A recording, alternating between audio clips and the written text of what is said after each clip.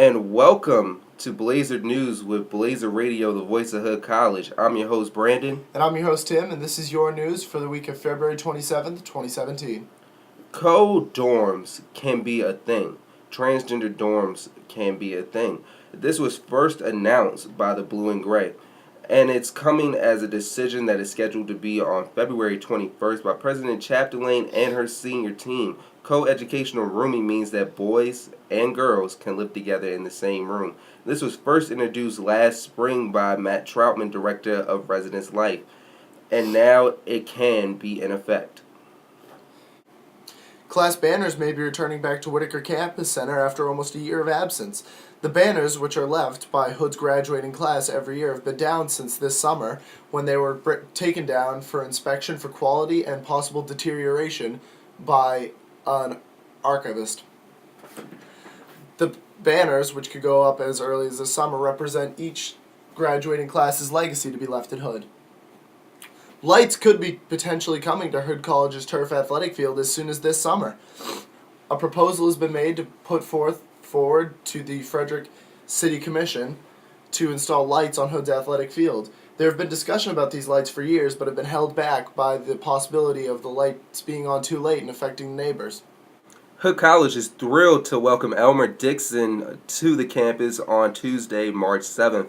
He is the founder of the Seattle chapter of the Black Panther Party, and currently he works as a diversity consultant who provides training and consultation in areas of multicultural communication, team building, and conflict management. Come out to the first-year teacher panel in the Copeland Seminar Room on March 6th at 7 p.m. Refreshments will be provided, and you can give your opinion about your first-year teachers. On Wednesday, March 8th at 9 p.m., the Archaeology Club will be hosting a stress-busting event in order to kill stress during midterms. The event will include creating your own cave art, archaeology-related coloring pages, Play-Doh sculpting, and more. There will be food provided by the Archaeology Club.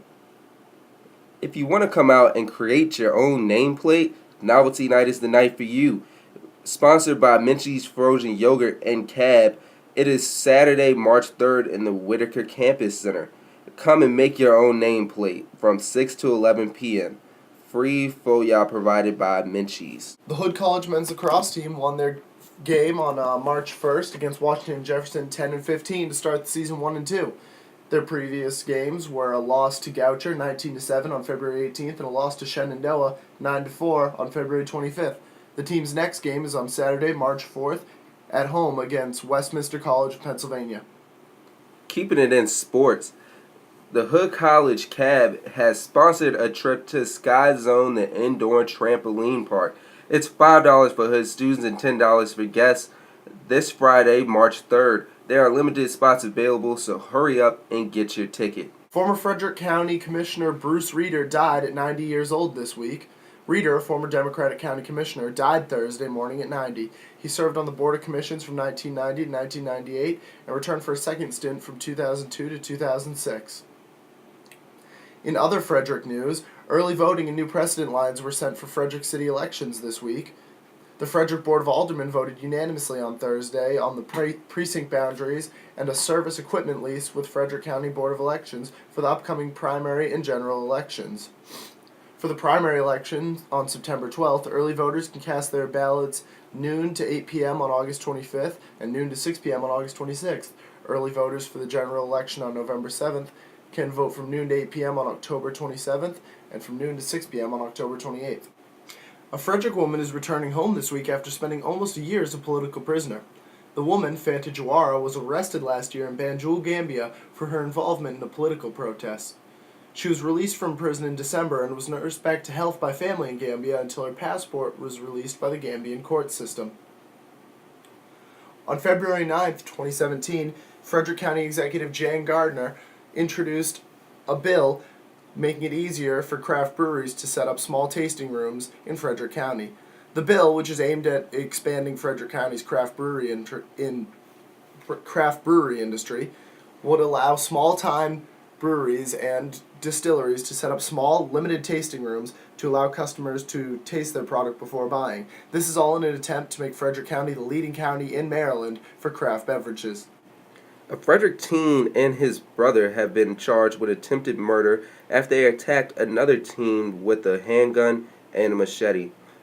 The Frederick News Post reported on February 10th that this can be part of gang activity.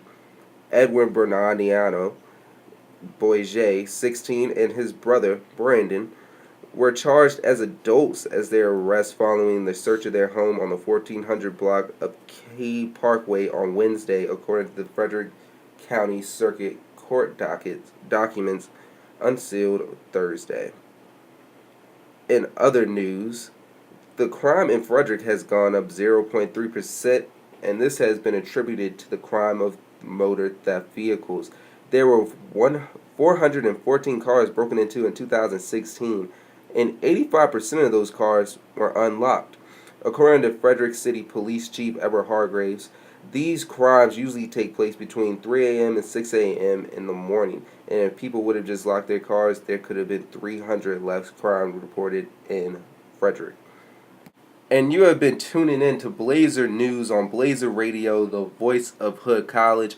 I'm Brandon Green. And I'm Tim, and we are signing off until the week of March 6, 2017.